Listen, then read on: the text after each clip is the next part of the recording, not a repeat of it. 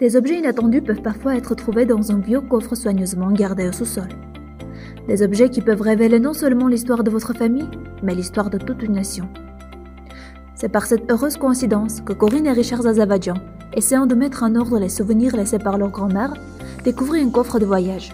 Au fond du vieux coffre, il y avait un dossier scolaire usé, un dossier orange dans lequel la mère des Azavadjan pendant plus de 10 ans avait magnifiquement écrit à la main les recettes des plats arméniens de leur enfance. Lorsqu'on l'a ouvert, on s'est rendu compte qu'en fait c'était toutes les recettes de cuisine arménienne qu'elle nous préparait quand on était petit, avec des commentaires, par exemple plat préféré de Richard, plat préféré de Corinne ou de Rafi.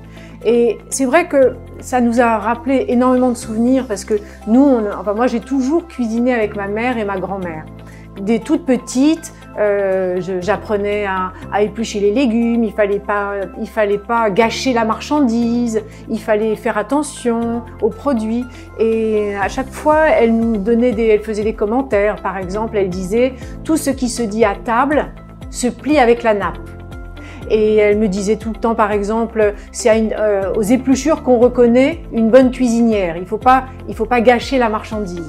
Et quand on a retrouvé ce livre, ça a été comme des souvenirs qui sont remontés à la surface. Et ensuite, on s'est dit, mais on est allé la voir, on lui a dit, mais il faudrait essayer d'en faire un livre. Et elle nous a dit, allez-y, on va voir si vous êtes capable. En fait, ce qui nous a plu aussi, c'est qu'on s'est aperçu en voyant un éditeur, et je rends hommage à Grunt et aux éditions Solar parce que c'est eux qui nous ont aidés, que les Français qui habitent ici, les Français en France, sont intéressés par les cuisines orientales. Et lorsqu'on leur a dit qu'il y a une cuisine orientale, mais surtout une cuisine arménienne, ils ont voulu découvrir cette cuisine. Et c'est ça l'objectif.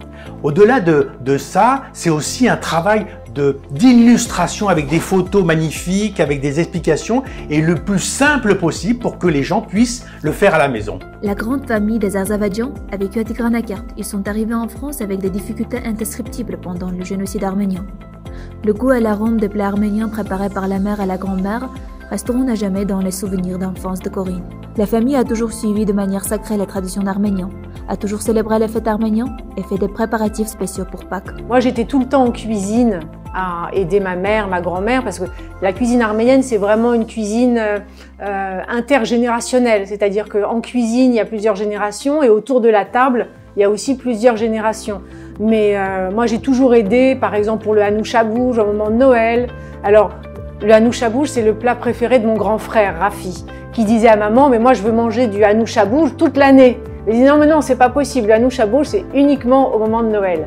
Mais voilà, la cuisine arménienne, ça nous a permis aussi de raconter cette histoire et de raconter comment, lorsqu'ils sont arrivés après le génocide, ils sont venus avec des ustensiles de cuisine. Et comment la cuisine, ça permet aussi de relier, de nourrir les souvenirs et de parler de leur vie d'avant. Alors en parlant de souvenirs, moi je me rappelle très bien, on était petits et on a invité nos amis à manger à la maison et j'ai rencontré il y a 2-3 ans un ami qui avait 10 ans à l'époque qui me dit « Je me rappelle de cette cuisine arménienne que ta maman faisait à la maison ». Donc c'est pour vous dire que ici en France, les gens sont ouverts à découvrir une nouvelle cuisine et c'était avec ce livre une façon de mettre en relief cette cuisine. Et d'ailleurs, Richard a présenté ce livre aussi à des nutritionnistes et notamment un grand nutritionniste qui s'appelle Frédéric Salman. Et Frédéric Salman a dédié toute une émission sur la cuisine arménienne. Parce qu'en fait, c'est ça qui est intéressant aussi, c'est que les Français ont pu découvrir cette cuisine. Et c'est une cuisine qui permet aussi de raconter la foi des Arméniens. Parce que sur 365 jours, il y a 150 jours de carême dans le calendrier arménien. Et donc, il y a une cuisine qui permet aussi de faire le carême. Donc, Frédéric Salman, le nutritionniste, l'a vraiment dit, c'est une cuisine qui est très bonne pour la santé parce qu'elle fait, vraiment, c'est une cuisine qui fait la part belle aux légumes, mais aussi aux céréales, aux légumineuses. Donc, c'est une cuisine qui vous permet de manger correctement et sainement. Et moi, mon grand-père nous disait toujours, quand on était à table, il faut manger un peu de tout. Et plus l'assiette est colorée, et plus vous êtes sûr d'être en bonne santé. Il est intéressant que les recettes de cuisine d'Arménie ne sont pas seulement des recettes, mais aussi des histoires sur les plats et la nourriture, qui semblent être des légendes, des contes qui révèlent nos coutumes nationales. Pour la petite histoire, j'ai eu l'occasion de rencontrer Charles Aznavour dans le cadre de mon métier et je lui ai offert ce livre.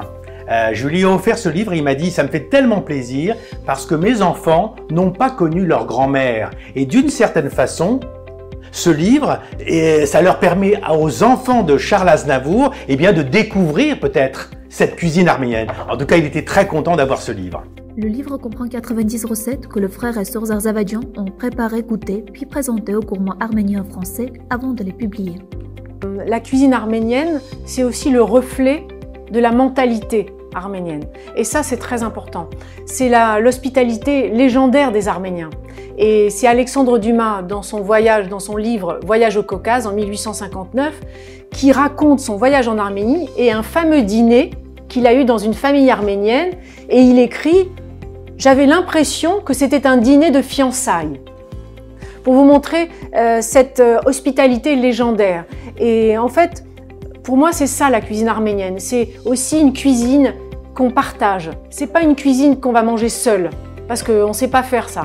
C'est une cuisine qui n'a de sens que si elle est partagée entre amis, en famille ou entre voisins. Et ça, c'est la cuisine arménienne. Le deuxième livre de Richard et Corinne Zarzavadjan, intitulé L'Arménie et les Arméniens de A à Z, présente l'histoire et la signification de la vie et de l'œuvre de célèbres Arméniens basés en France. L'éditeur de notre précédent livre, Cuisine d'Arménie, qui est venu assister à une de mes représentations de mon spectacle, Zarzavadjan, un an à coucher dehors. Et il y a un passage où je parle de tous ces Arméniens qui ont donné leur vie pour la France, et notamment Misak Manouchian. Et à la sortie du spectacle, j'ai vu qu'il avait été très touché par ce passage-là, et il m'a dit « mais ça m'a donné une idée, je veux qu'on écrive un livre, tous les deux, sur l'histoire de ces Français arméniens qui ont donné leur vie pour la France et qui ont permis à la France de rayonner à travers le monde entier. » Et ça a commencé comme ça. Fin janvier, on s'est vus et on a décidé d'écrire à nouveau tous les deux ce livre sur tous ces visages arméniens qui ont permis à la France de s'enrichir et de rayonner à travers le monde entier. Et on a choisi une construction particulière puisqu'on a choisi d'écrire ce livre de A à Z. L'idée, c'est un peu comme un dictionnaire amoureux sur les Arméniens. Et donc, c'est chaque page, il y a tel ou tel sujet, telle ou telle personnalité et telle ou telle histoire historique, mais aussi d'actualité. En lisant le livre, on peut se faire une idée et de découvrir quelle importance les Arméniens avaient dans la vie de la France, de l'héritage laissé par les Arméniens du développement économique aux valeurs culturelles. On parle des différentes églises, par exemple, sur le territoire français, qui portent le nom d'un saint arménien, par exemple l'église de Saint-Grégoire de Talar. Saint-Grégoire d'Amnis, il est arrivé en 363 à Talar, et il y a une église à Talar, dans les Hautes-Alpes, qui porte le nom de Saint-Grégoire. Mais on parle aussi de Saint-Grégoire de Nicopolis, l'église de Saint-Grégoire de Pithiviers. Saint-Grégoire de Nicopolis, il est arrivé dans les années 990 à Pithiviers, et il y a une église qui porte son nom, et c'est Saint-Grégoire de Nicopolis qui a apporté la recette du pain d'épices en France. On parle de tous ces visages, mais on parle aussi par exemple de la Bretagne. C'est extraordinaire, par exemple, de voir que dans une église à Saint-Pierre-de-Crozon, on a le retable des 10 000 martyrs arméniens du mont Ararat, en Bretagne. Le retable, c'est-à-dire? C'est des panneaux en bois, 27 panneaux en bois, qui retracent l'épopée des 10 000 Arméniens martyrs du mont Ararat sous l'empereur Adrien. Mais on parle aussi de la cathédrale de Bourges. Par exemple, Bourges, c'est extraordinaire de rentrer dans cette cathédrale, une cathédrale donc à Bourges, qui, sur une des colonnes, près de l'autel, à quelques mètres du sol, on découvre une inscription écrite en arménien par un sculpteur de pierre qui était venu à l'époque de Léon de Lusignan aider à la construction de la cathédrale de Bourges, et c'est marqué « Sarkis, serviteur de Dieu » en langue arménienne avec la croix en dessous. Ça, c'est extraordinaire. C'est extraordinaire aussi de parler du café. C'est les Arméniens qui ont apporté le café en 1640. Et en 1671, il y a le premier commerce de café ouvert par un Arménien qui s'appelait Arutioun, que les Français appelaient Pascal l'Arménien, qui a ouvert le premier débit de café.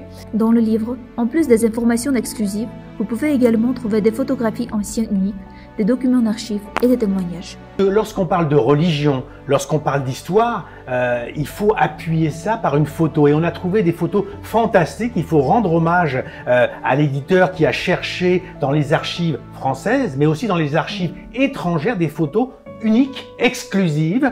Et puis nous, Corinne et moi et notre famille, on a cherché des photos de notre famille pour illustrer la diaspora, pour illustrer les petites Arménies, Marseille, Avignon, Romans, Alfortville, Issy-les-Moulineaux, pour que ce livre puisse intégrer cette diaspora. Donc il y a vraiment un travail d'iconographie fantastique dans ce livre, et c'est peut-être ça le succès de ce livre, c'est qu'il y a un travail de recherche de photos, et on n'était jamais satisfait. On voulait toujours la meilleure photo, et je vais vous donner un exemple. Il y a dans ce livre des photos de comment il s'appelle, Joe Lolian. Joe Lolian, c'est un très grand photographe français qui a fait les photos de la famille Aznavour.